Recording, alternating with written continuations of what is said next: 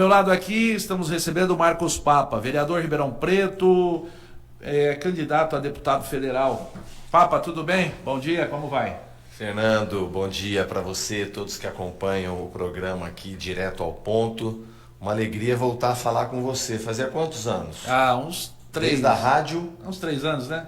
Por aí, acho que um 3 anos, pouquinho mais. Eu menos, estava 3, mais 4 novo, anos. não tinha barba, não tinha essa pinta aqui do lado. Ó a idade que vai fazer desse lado aqui. Vai ó, pintando, ó, né? Vai pintando. Obrigado, viu, por me receber aqui. Prazer é nosso, Marcos. Marcos Papa, muito conhecido em Ribeirão Preto, uma pessoa que tem uma penetração muito grande na população de Ribeirão, vereador de Ribeirão Preto. Terceiro mandato. Terceiro mandato. Aliás, o Marcos Papa, para quem não sabe, é um dos autores de CPIs que foram criadas na Câmara de Ribeirão Preto na Operação Sevandija. Aliás, como é que está essa situação, hein, Marcos Papa? Você foi frente, foi ponteiro nessas investigações aí da prefeita Darcy Vera em Ribeirão Preto. Como é que está essa situação, hein? Que a gente vê, a Darcy foi presa, e os bens foram penhorados, e os secretários dela, e coisa e tal. Como é que está essa situação? Conta para nós. Bom, eu estou muito indignado com essa decisão. Nós precisamos de uma reforma urgente no Poder Judiciário, na legislação penal. Eu falo que esses políticos que fazem essas leis já deixam brechas de propósito para aquelas interpretações. Para se proteger. Que recorre e nunca se resolve. Você vê, eu perdi noites de sono. A Operação Sevandija tem 4 linhas de investigação. 3 delas nasceram no meu gabinete, no nosso mandato. Você mencionou uma CPI importante, que foi a CPI da água, a CPI do DAERP. Essa sim levou à cadeia, teve delação do diretor Mantilla, levou à cadeia os diretores e culminou num acordo que devolveu aos cofres públicos 71 milhões de reais. Porque muitas vezes o cara vai preso, faz delação e a grana some.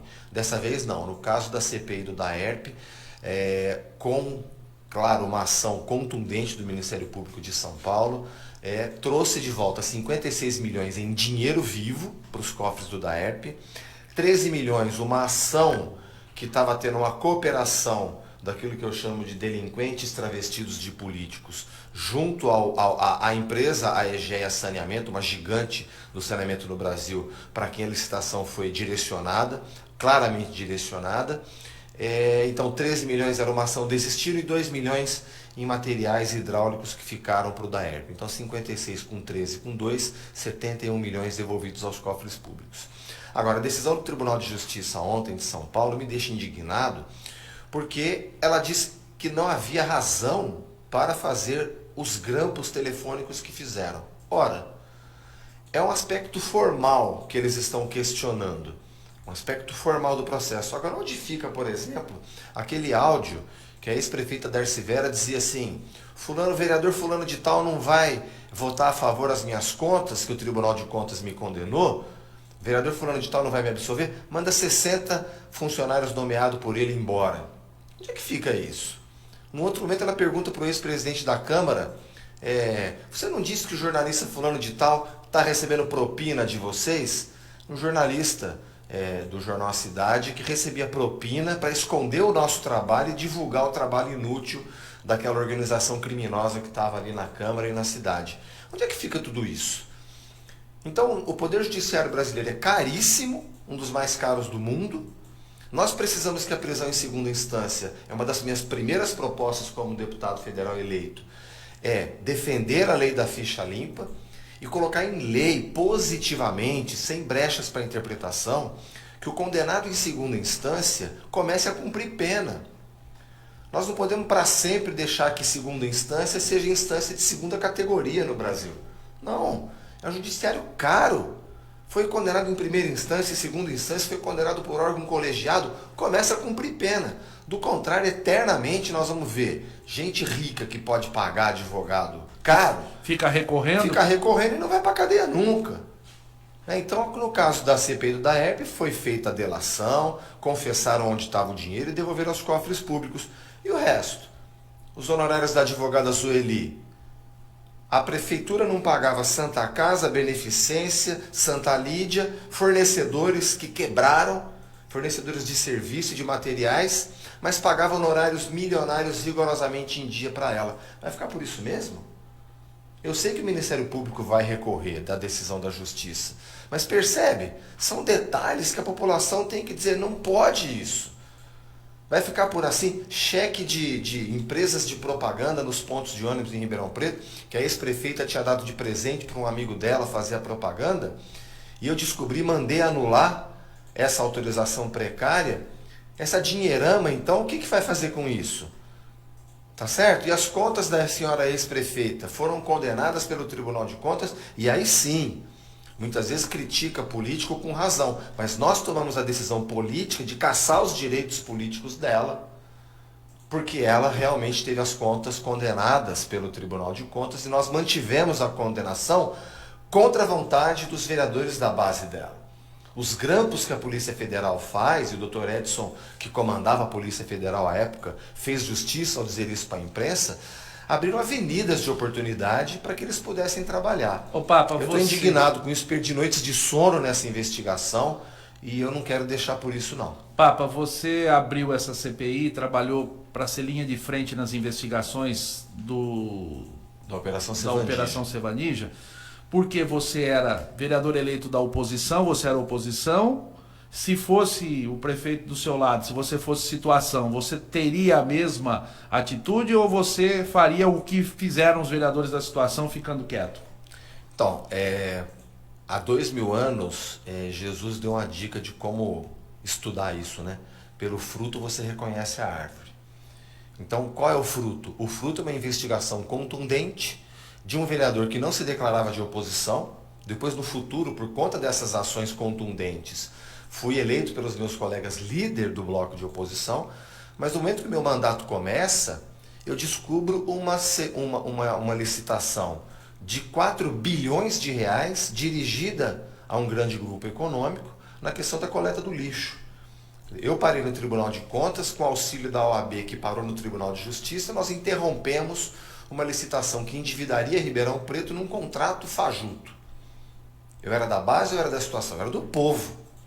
Né? Vereador mandatário tem mandato quando se candidata dizendo que vai resolver a situação do povo. O que acontece é que vai encostando no prefeito, um carguinho aqui, um carguinho ali, né? E aí já não investiga mais nada, não denuncia mais nada. Então a PPP do lixo de 4 bilhões eu parei, era 2,6 prorrogáveis por 10 anos e ia chegar a 4. Né? Havia maioria na Câmara para ter isso, houve maioria, inclusive eu tive que parar no Tribunal de Contas, a OAB no Tribunal de Justiça. Não deixei fazer as obras do PAC da mobilidade, porque estavam direcionadas a um grande grupo econômico. Isso é ação de oposição ou situação? Isso é ação de quem defende o povo. Agora o Nogueira está fazendo, obedecendo à lei de licitação. Está dormindo no ponto, essas obras estão demorando demais. Agora ontem saiu mais uma licitação deserta para acabar alguns viadutos, para acabar a reforma do túnel da 9 de julho. Então está faltando presença para acabar essas obras logo. Mas pelo menos está obedecendo à lei de licitações. E depois a Operação Sevandija. Quer dizer, isso é ação parlamentar de quem quer defender o interesse da população. Agora, quem quer encostar no prefeito, ter carguinho e fechar o bico, isso não é político, isso é delinquente travestido de político. Nós temos aqui várias pessoas assistindo o programa, agradecer aqui o Ricardo Prati, a Sônia Sarti, Josita Alves, bom dia Laurente, Marcelo e para todos os ouvintes. Sônia Sarti, parabéns pela entrevista, bom dia a todos. Edson Aloísio, Major Aloísio, Major, um abraço, também candidato, Edson Aloísio, Major Aloísio está assistindo, Toninha Queiroz, Monize Zampieri, excelente entrevista, obrigado Monize. Bom, ô Papa, você é candidato a deputado federal baseado em quê? Pensando em quê e com qual ideia, qual proposta? Fernando. Já que você tem uma vida tranquila em Ribeirão como vereador. Vereador. Você já é o 3º mandato, você já tem a sua vida profissional além de vereador. Sim. Por que ser candidato a deputado federal? Fernando, eu venci 3 eleições para vereador em Ribeirão Preto, poderia vencer mais 3, mas precisamos avançar um degrau. E Brasília precisa desse estilo de mandato que eu narrei aqui nas perguntas que você me fez sobre a Operação Sevandija, sobre a atuação parlamentar em Ribeirão Preto. Brasília precisa disso, desse nível de independência. O Brasil está cansado de mandar dinheiro para Brasília e volta em serviços como a gente está vendo. O SUS precisando de uma reforma urgente. Os planos de saúde praticamente impagáveis. Quem quiser fazer um plano de saúde, a Agência Nacional de Saúde Suplementar virou uma agência de lobby das operadoras de saúde, os preços exorbitantes. Citamos o exemplo da lei da ficha limpa. Ou avança no Congresso a prisão em segunda instância, ou nós teremos que fazer um projeto de iniciativa popular. Não pode o sujeito ficar argumentando que ele não foi condenado pelo Supremo e, portanto, ele tem o direito de disputar a eleição. Não, precisa ficar claro que o cumprimento da pena começa a partir da condenação em segunda instância, que eu repito, eternamente não pode ser considerado uma instância de segunda categoria. E mais, olha que absurdo, o sujeito é condenado pela lei da ficha limpa, não pode se candidatar, mas pode ser um dirigente partidário manuseando milhões de reais nesse fundo partidário. Nesse fundo partidário indecoroso. Esse fundo eleitoral é indecoroso. Eu sou a favor do fundo partidário e do fundo eleitoral, mas não nesse gigantismo de 7 bilhões de reais operado por gente condenada na justiça. O sujeito não pode. O sujeito não pode ser candidato, mas está lá, presidente de partido, distribuindo milhões de reais para quem ele bem entender. É cheque em branco para recondução de cartola político. Está errado. Então nós precisamos ir para Brasília, né, tirar essas leis do papel, reforçar essas questões importantes, defender incondicionalmente a lei da ficha limpa, colocar em lei que o presidente da República vai ter que nomear o procurador-geral da República eleito pelo Ministério Público Federal e não um amigão dele de senador, seja quem quer que seja. Nós precisamos desse tipo de ação. A nossa região é a maior produtora de bioenergia do mundo. O nosso etanol, ele vai servir inclusive para transformar, para fazer andar os carros elétricos. Dr. Plínio Nastari deu aula aqui na FenaSucro, fez palestra. Aliás, é importante registrar o bom uso que foi feito dos 100 mil reais que mandei para Sertãozinho promover a FenaSucro em nível nacional, o sucesso que foi a FenaSucro esse ano. A gente estava com saudade desse corpo a corpo, contato, da feira, né? Desse contato que gera tanto emprego. Então, o bom uso que Sertãozinho fez desses recursos, e agradecer ao governador Rodrigo Garcia por ter encaminhado para Sertãozinho esse recurso. Eu nem sou deputado, mas já me recebeu no Palácio, encaminhou, entendeu a importância da FenaSucro para toda a nossa região. Então é isso, eu quero defender a nossa região. Ribeirão Preto está na iminência de comprar ônibus para operar a frota de ônibus lá em Ribeirão Preto. Sou contra essa compra. E o pulo do gato vai aparecer agora. Eu estou defendendo que a prefeitura compre ônibus movido a biogás. A nossa região é a maior produtora de biogás do mundo. Temos empresas instaladas aqui que geram empregos, renda, pagam impostos aos cofres públicos. Ribeirão Preto está em iminência de comprar em torno de 200 ônibus. Eu quero ver, eu não vou deixar que comprem ônibus a diesel, movido a combustível fóssil. A nossa região produz energia renovável através do etanol, através do biogás. Nós somos um exemplo para o Brasil e para o mundo de uma matriz energética limpa. E nós temos que defender isso em Brasília. Brasília precisa de deputado que esteja presente lá trabalhando, mas com o coração batendo aqui, defendendo a nossa realidade. Eu conversava em off agora há pouco com o Marcelo Pellegrini, a gente comentava e trocava a seguinte ideia. Teve uma pesquisa aí que mais de 70% dos brasileiros não sabem quem votar para deputado federal e deputado estadual. E a gente comentava o seguinte: a partir do momento que nós estamos vendo as ações do Congresso e do Senado, passa a ser muito mais importante uma discussão, uma avaliação, um estudo, um debate sobre a Câmara e o Senado do que o próprio Executivo. Sem dúvida. Passa a ser muito mais importante eleger um Congresso decente do que ficar preocupado quem vai ser o presidente da República. Que o Congresso hoje pelo sistema político que vive o Brasil, o Congresso Nacional e o Senado passam a ser as instituições que precisam ser colocados lá, gente decente, gente com caráter, com qualidade. Porque ali é que se resolve as coisas, é ali que se cria, né, as leis, é ali que faz o país andar, ou não? Estou errado? Marcelo Pellegrini não é porque é meu amigo, mas é um excelente secretário e vocês foram na ferida. Nós temos que eleger deputados daqui da nossa cidade, da nossa região. Nós estamos cansados de ver cartola partidária vindo aqui, derramando dinheiro, pagando cabo eleitoral e nunca mais aparece. Só Ribeirão Preto deu 93 mil votos em 2018 para estrangeiros.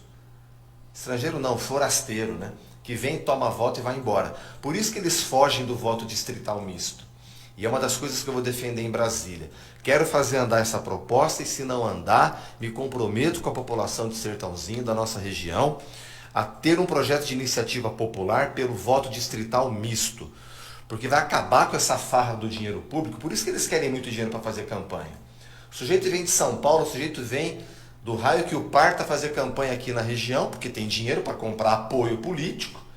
Dá uma verba para uma verbinha para outra. Uma verbinha para outro, compra apoio político, porque ele tem que comprar, ele não é conhecido aqui na região. Toma voto da região e some, nunca mais aparece. Você vê, eu como deputado federal, me faltou 14 mil votos na eleição de 2018. Quantas emendas eu poderia ter mandado? Quanto você disse, o Congresso Nacional defendendo a nossa região, para que nós tenhamos o biogás no Brasil e no mundo. Nós temos a América Latina para atender, só aqui a América do Sul. Nós temos mercados importantes de Bolívia, de Venezuela, de Argentina, de Chile, de Equador. Todos os países aqui podem usar o nosso biogás. Nós temos multinacional instalada aqui na região. De novo, emprego, renda, impostos colocados nos cofres públicos. Por que nós não temos essa luta pela nossa energia produzida aqui, mas lá no Congresso Nacional? Não, o sujeito é um palhaço famoso, o sujeito é um ator famoso, ator pornô que nunca famoso, veio em Sertãozinho, leva 5, 6 mil votos. Leva voto embora e some. Então, gente, e tem um detalhe. Caridade com a nossa região, caridade com o nosso povo que precisa de emprego, que precisa de renda, que precisa de dignidade. Quando você fala de combustível limpo, que é o nosso, lá você vai trombar, ou lá hoje existe um lobby muito forte das grandes empresas do fóssil, que banca, inclusive, deputado, para defender a paralisação dos projetos do combustível renovável. Renovável. E eu já vou integrar a Frente Parlamentar de Defesa da bioenergia, da nossa energia limpa, né, do nosso combustível limpo. Você vê, a gente não depende da Ucrânia. Infelizmente, essa guerra sangrenta promovida pela ditadura russa na Ucrânia, nós não dependemos disso. Nós temos etanol, que felizmente baixou para 2,97 nos postos lá em Ribeirão. Eu não vi aqui em Sertãozinho. Aqui 2,99. 2,99. São Paulo já está na Vila Brasilândia, já está 2,99 faz tempo. Felizmente chegou aqui na nossa região. Então nós temos uma solução para esses momentos de dificuldade. Nós somos um dos maiores produtores de alimento do mundo. Essa bendita chuva que chegou aqui em Sertãozinho, graças à floresta amazônica. É isso que a gente tem que prestar atenção, gente. A floresta amazônica que regula o regime de chuvas aqui na região sudeste, e isso é um diferencial competitivo para nós gigante. Isso chama serviço ambiental gratuito, que é o sol e a chuva. Se continuar destruindo a Amazônia, nós não vamos ter chuva, nós vamos perder um diferencial competitivo, que é chuva farta, de graça, produzindo, promovendo a nossa lavoura. Nós vamos defender a nossa Amazônia. Você é de que partido, Papa? Estou no Podemos, a convite do senador Álvaro Dias, a deputada federal e presidente do meu partido, Renata Abreu.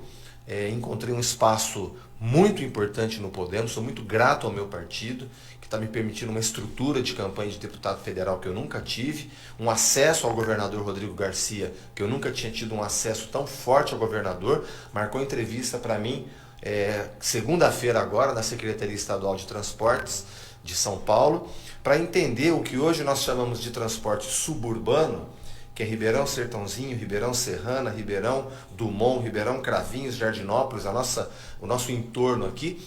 Esse transporte suburbano precisa virar transporte metropolitano. Somos região metropolitana, mas temos que sair do papel. E vai começar pelo transporte público. Eu fiz esse trabalho em Ribeirão Preto, quero fazer para a nossa região. O transporte é muito precário. O ônibus quebra demais na subida para Brodowski, atrasa de Serrana para Ribeirão. Os alunos aqui do Instituto Federal sofrem com a questão de horários para vir estudar. Então, eu vi na secretaria que o decreto que regulamenta o transporte suburbano é de 89. 89, Fernando, não existia o SMS, não é nem o WhatsApp. Lembra que a gente falava torpedo? Me manda um torpedo, nós somos velho, né? Essa câmera está confessando, na próxima eu venho maquiado. Eu sou do tempo do fax ainda. Entendeu? Eu também sou do tempo do fax. Eu era gerente de vendas de uma filial da Tigre, em Ribeirão Preto, e para convencer meu diretor a comprar um fax e investir $5.000, custava um fax $5.000, porque até então a gente usava o Telex. Lembra do Telex?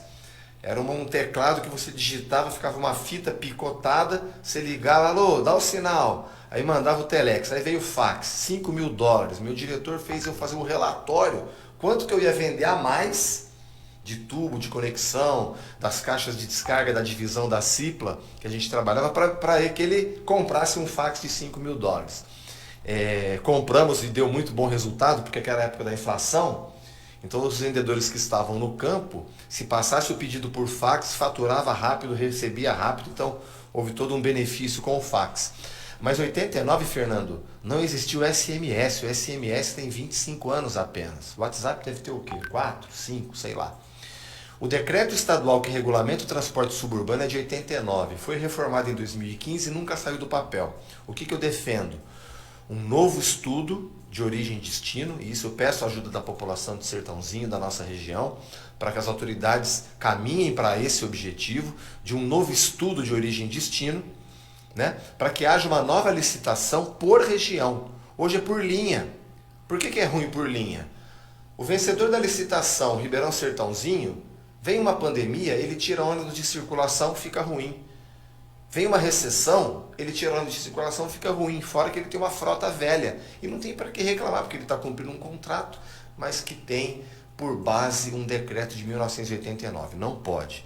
Nós vamos defender uma nova licitação e eu quero, como deputado federal, atuar junto ao governo de São Paulo para que nós possamos, afinal de contas, deputado federal eleito por São Paulo, pela nossa região, para que nós tenhamos um novo estudo, uma nova concorrência. A população não pode continuar desatendida como está.